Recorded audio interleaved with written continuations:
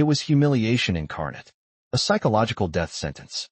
And in the worst cases, literal death by suffocation, starvation, or madness, as the masks slowly destroyed their face, mind, and dignity. But who created these masks? Why were they so common across Europe? And what horrifying truths lie buried in their rust? This is not just the story of a torture device. It's the story of a world that turned shame into a spectacle and pain into performance. Welcome to the face of horror. It looked like a carnival prop at first glance, an oversized iron mask contorted into a maniacal grin, with eyes wide open in a permanent expression of mockery. But to those who saw it strapped to the screaming face of a prisoner, it was anything but amusing. It was a grotesque theater of pain. The iron mask of shame, or more specifically, the laughing mask, emerged during the 16th and 17th centuries in Europe, an age where justice was often delivered with brutality, and entertainment was fed by public punishment. These masks weren't just devices of restraint. They were psychological warfare. Unlike other torture tools meant for quick agony, these masks worked slowly, methodically. Once locked onto the prisoner's face, the mask pressed down with iron weight, cutting into the skin. The iron would often rust into open wounds.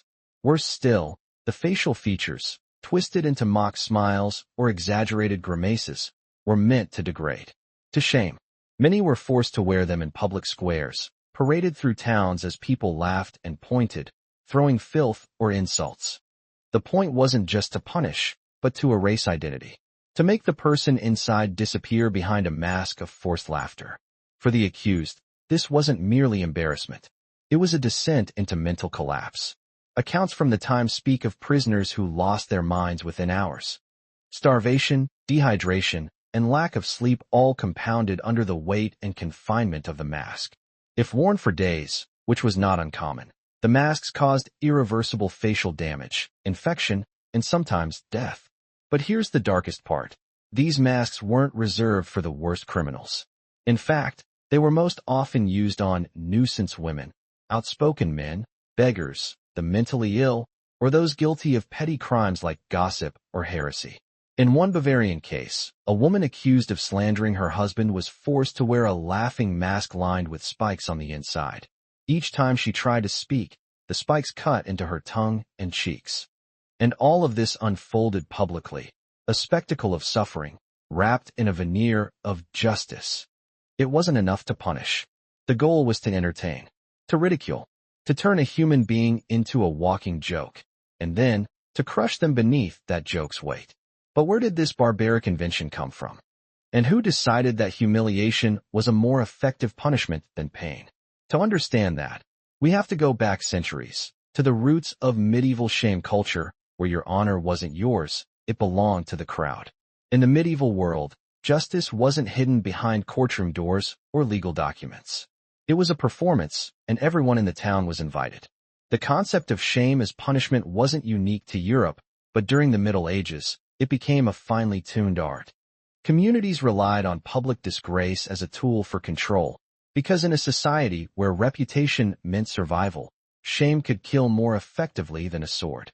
Stocks, pillories, scarlet letters, and dunking stools were all designed with one thing in mind: humiliation. The audience was as much a part of the punishment as the accused.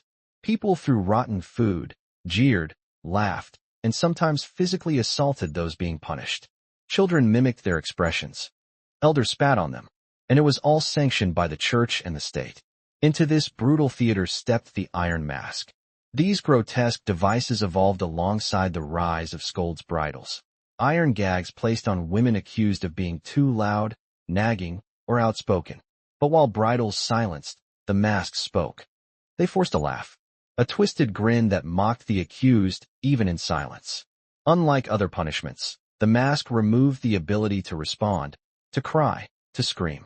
Victims became silent caricatures of themselves, trapped behind cold metal that dictated how their faces should look: happy, amused, content, no matter the agony within. Worse still, the masks often had additions, bells attached to the top, making noise with every step to attract attention. Some had spikes or rough metal on the inside, cutting the skin slowly over time. Others had exaggerated features designed to match the accused crime: a long nose for liars, giant ears for eavesdroppers, a twisted mouth for gossips. Death by suffocation, infection, or even suicide wasn't just possible. It was expected. A prison record from 1642 mentions a beggar in Ghent who, after 3 days in a mask, was found dead, choked on his own vomit, unable to cry for help. Still, the masks spread. They were used in Germany, Scotland, France, and England, with local variations in design, but a unified purpose: public psychological torture. But why? Why was Europe so obsessed with punishment by humiliation? The answer lies in the fragile balance of social control and a belief that a shamed person had been spiritually cleansed. But as time passed, the line between justice and cruelty blurred, and the masks began appearing in a place even darker than the town square: the madhouse. By the 18th century, the use of iron masks had shifted from the public square to the locked wards of asylums and mental hospitals, places that claimed to treat the disturbed, but often concealed realms of systematic torment. In these institutions, the laughing mask took on a new, more sinister role, not just a symbol of public shame, but a tool of institutional control, and often, a mask for medical abuse. As society began categorizing mental illness, asylums exploded across Europe. But treatment was rudimentary, crude, and barbaric. Restraints, cold baths, isolation cells, these were the standard practices. And into this regime of forced silence came the laughing mask. Patients were often considered non-persons, and those who resisted, shouted, or even wept were labeled dangerous or uncooperative. The iron mask became the perfect solution, not to cure, but to subdue. Doctors and wardens would affix the mask to those who screamed, cried, or even smiled inappropriately, ironically using a smiling mask to punish the wrong kind of emotion. Many of these patients were women, institutionalized for hysteria, postpartum depression, or simply being inconvenient to their families. One chilling account comes from the Salpêtrière Asylum in Paris, where young women were masked and shackled for unladylike conduct. Their masks were lined with iron barbs on the inner lips and jawline, cutting into their skin if they spoke. Infection spread through open wounds, and with poor hygiene in locked wards, the masks became death sentences. But what made the asylum use even more terrifying was its secrecy. Unlike the public square, where punishment was at least visible and social, the asylum operated in isolation. Behind closed doors, the masks were worn for weeks, sometimes months. Records were rarely kept, and patients had no voice to protest, no families to advocate for them, because often, they were there precisely because no one wanted to hear them.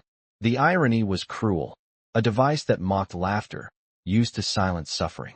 But the masks weren't just a European phenomenon. Unknown to many, their philosophy, public degradation through enforced emotional expression, would quietly travel across the seas and find horrifying echoes in the colonial world. In India, British officers used similar tactics to punish insubordination among locals. Native resistors were paraded in towns wearing exaggerated masks, often resembling grotesque British caricatures, an act of violent irony. It was humiliation made visual, and worse, untranslatable, a language of control that transcended speech. And in South Africa, prison records from the early 19th century note the use of disciplinary masks on tribal leaders who resisted colonial rule. These masks didn't just enforce silence, they erased identity. By forcing a man into a permanent smirk, his dignity was stripped, his rage mocked, his rebellion laughed away. But why this specific form of punishment? Because it was psychological colonization. You weren't just imprisoned, you were ridiculed. You weren't silenced, you were turned into a joke for others to see. The mask said, "You don't even deserve your own expression." And just like in Europe, the masks were often used on women and children, especially in missionary schools where uncivilized behavior needed correction. But the mask's influence didn't stop at physical devices. The legacy of the laughing mask, the idea that pain should be hidden behind performance, that trauma must wear a smile, would burrow deep into modern systems of punishment. And by the 20th century, it would re-emerge in a new form, not forged from iron, but built into institutions, media, and psychological control. By the dawn of the 20th century, the laughing mask was no longer strapped to the heads of prisoners in the literal sense. But its ideology, that expression can be weaponized, that a smile can be a form of suffering, had seeped into modern institutions like a poison in the water. The physical device had largely vanished from the public eye, but its essence found fertile ground in mental hospitals, schools, prisons, and even pop culture. In the age of progress, cruelty had simply become more subtle. In psychiatric wards, particularly across the United States and the UK, early behavioral therapies borrowed heavily from punitive traditions. Patients were forced into mechanical facial correction devices, metal braces that trained the face to smile, especially among those diagnosed with melancholia or hysteria. These weren't masks, per se, but appliances designed to retrain emotion. Photographs from the 1920s show women with straps pulling their mouths into upward curves, their eyes vacant. Treatments could last hours. The idea that smiling would produce happiness. But in reality, it was another forced performance, the continuation of emotional tyranny. In prisons, behavioral masks reappeared as punishment for insolence. While not made of iron, inmates were forced to wear gag devices or facial restraints as part of attitude corrections. These were justified under behavioral science, but the result was the same: silence, shame, and the erasure of expression.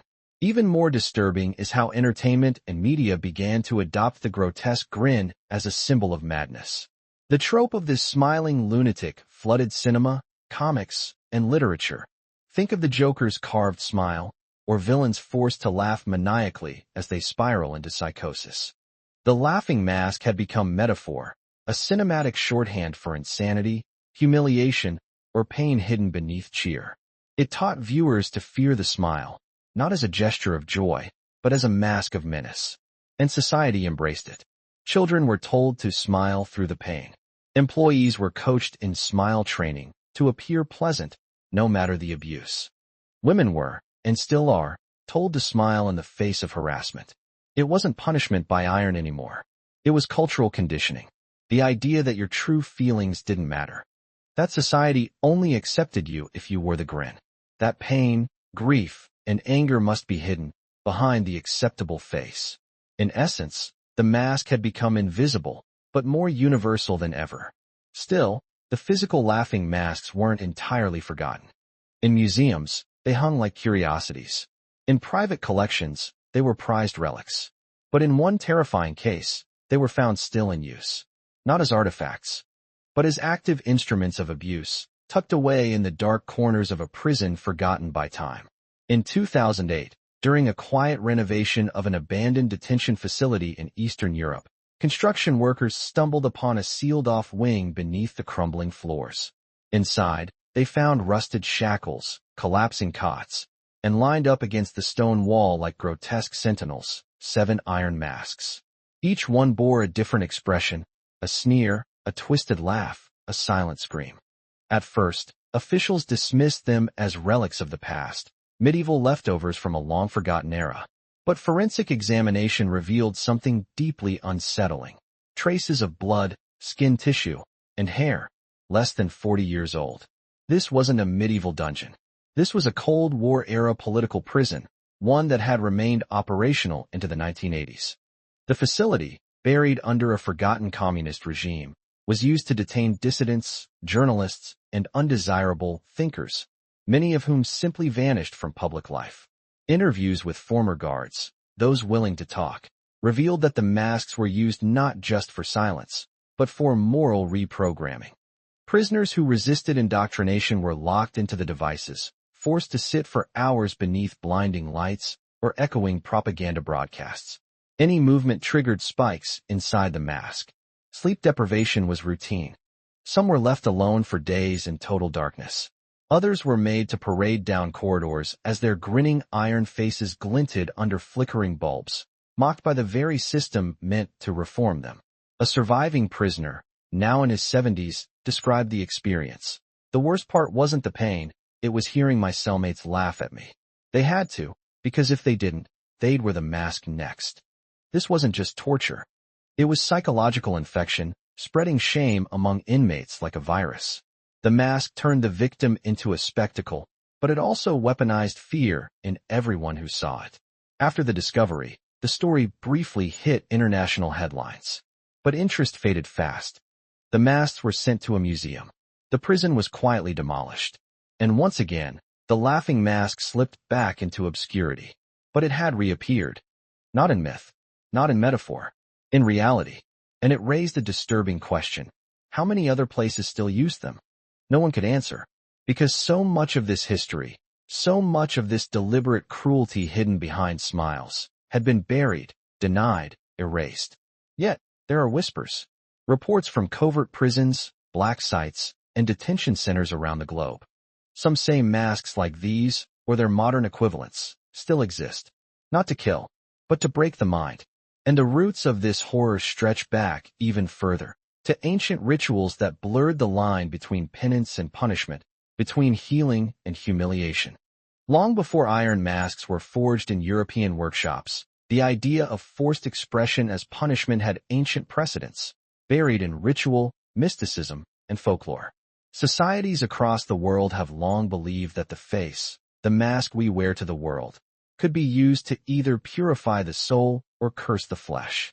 In pre-Christian tribal Europe, masks were sacred tools. They weren't made of iron but of wood, bone, or leather, used in shamanic ceremonies to bind spirits or to force confession. In druidic rituals, criminals were sometimes made to wear animal-faced masks and paraded before the tribe, not for punishment, but spiritual humiliation. The belief was that to alter one's face was to strip away the self, making the spirit visible to the gods.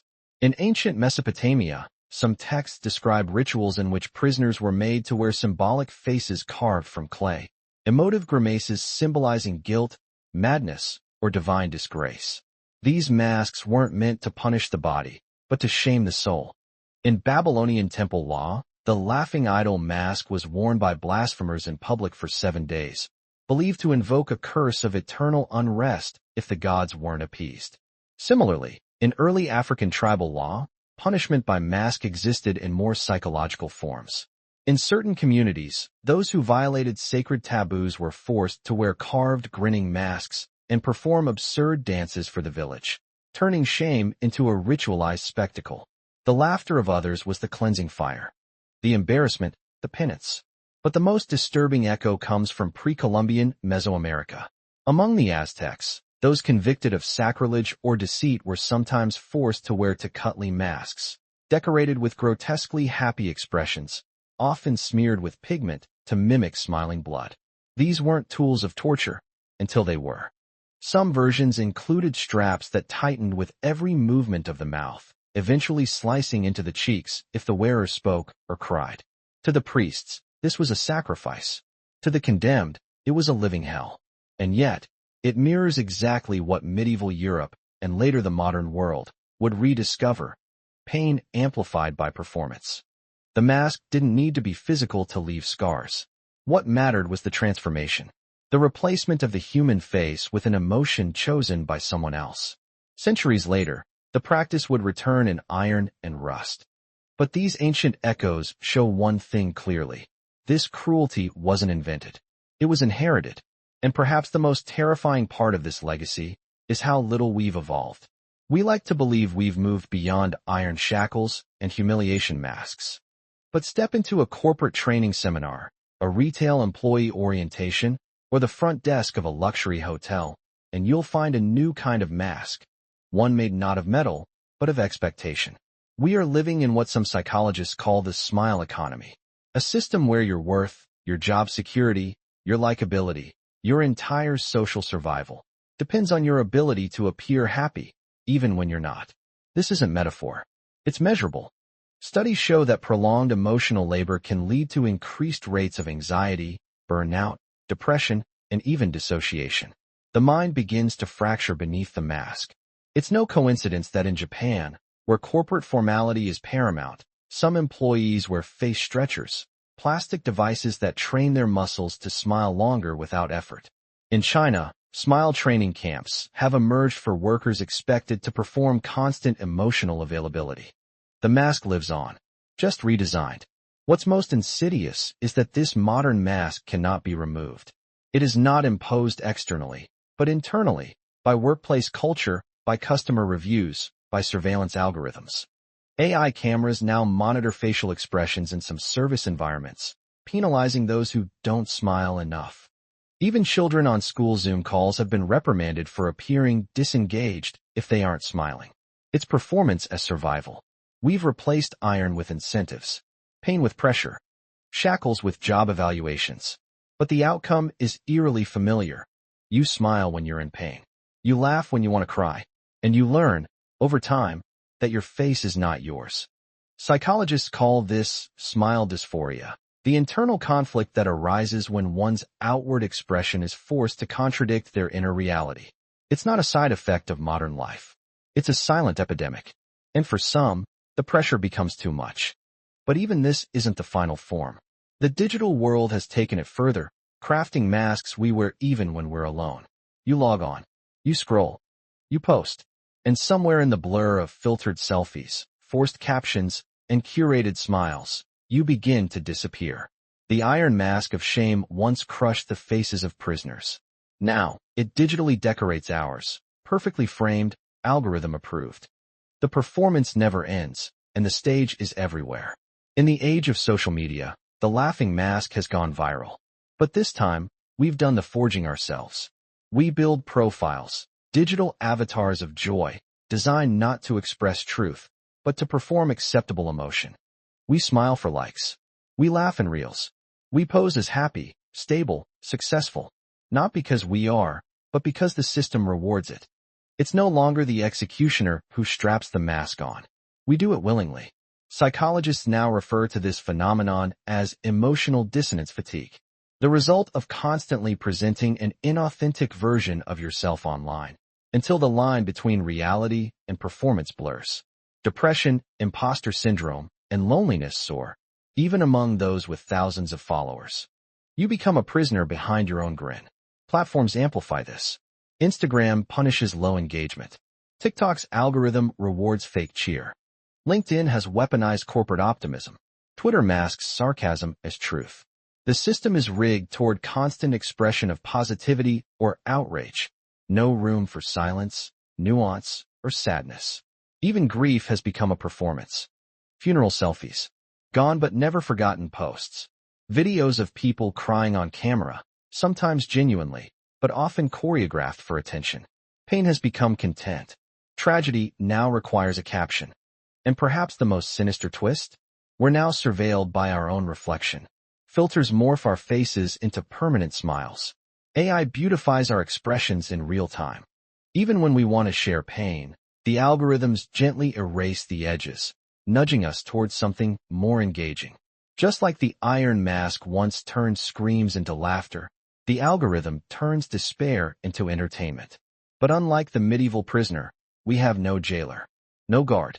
We wear the mask alone, and we forget it's even there. So what happens when someone dares to take it off? Often, they're punished, not with shackles, but with silence. Posts without likes. Videos without views. Eyes that glance away. We've taught each other to only accept the grin. Anything else is too much, too real, too heavy. We've become a society terrified of the unsmiling face.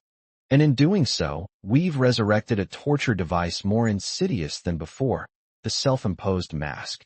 But one story remains. A forgotten tale of a man who resisted the mask, not in digital life, not through rebellion, but in death. And how his legacy may be the only answer left. In 1932, in the depths of the Great Depression, a photograph appeared in a New York newspaper that stopped readers cold. It showed a man, mid-40s, dressed in rags, standing outside a bread line in the Bronx. His face was blank. Not angry. Not crying. Just empty. No smile. No expression at all. Just the vacant look of someone who had nothing left to pretend. The caption read, "The man who would not smile." At first, he became a subject of ridicule. People called him the grump of the Bronx, the depression ghost. Editorial cartoons mocked his expression. Commentators speculated he was a hoax, a publicity stunt. But then, something strange happened. People began to relate to him. Veterans, widows, factory workers. They wrote to the papers saying they felt exactly like him. That they, too, were tired of pretending everything was okay. Tired of smiling through starvation. Tired of faking hope for a system that had forgotten them. The man, whose real name was James Elroy Monroe, became a reluctant symbol. He granted one interview before vanishing into obscurity. In it, he said, "They told me to smile for the camera. I said I'd rather show them the truth." Then he walked away. He was never photographed again. Years later, researchers would find his name among the records of the state asylum at Rockland County. He'd been committed in 1936. His diagnosis? Affective defiance disorder. In modern terms, refusal to conform emotionally. He had broken no laws, hurt no one. He simply stopped performing, and the world didn't know what to do with him. His story, once forgotten, now lingers in archives and psychology journals, not as a cautionary tale, but as a mirror. Because the truth is, James Elroy Monroe was not mentally ill. He was honest. He resisted the mask. He rejected the lie that happiness is a duty, that pain must be hidden, that performance is survival. He exposed the system, not with rebellion, but with silence. And for that, he was erased. But his story lingers. A quiet resistance. A whisper behind every fake smile, every forced laugh, every filtered grin. The laughing mask still exists, in iron, in screens, in expectations. But it only has power when we forget it's there. Sometimes, the most radical thing we can do is simply not smile. The iron mask of shame wasn't just a tool of torture. It was an idea, a philosophy of control, a weaponized emotion. From medieval Europe to colonial empires, from forgotten prisons to psychiatric wards, from the glare of social media to the silence of a worker's strained grin, the mask survived because it evolved. It taught us that smiling is not always joy, that sometimes a grin is a wound, that laughter can echo from a place of horror. And the scariest part? We still reward it. We still ask people to perform happiness, to bury their pain behind pleasantries, to laugh, even when dying inside. The iron may be gone, but the pressure remains. Subtle, silent, ubiquitous. But history never forgets. The grinning mask, once forged in fire and shame, now lives in pixels and smiles. And if we're not careful, we may pass it on. To our children, to our friends, to ourselves. If this story unsettled you, you're not alone. Let us know what part struck you hardest in the comments. Subscribe for more dark history that was never meant to be forgotten. And if you're brave enough, watch our next episode, The Church That Burned Witches Alive, then made them pay for the rope. Because history doesn't just repeat itself. Sometimes it wears a smile.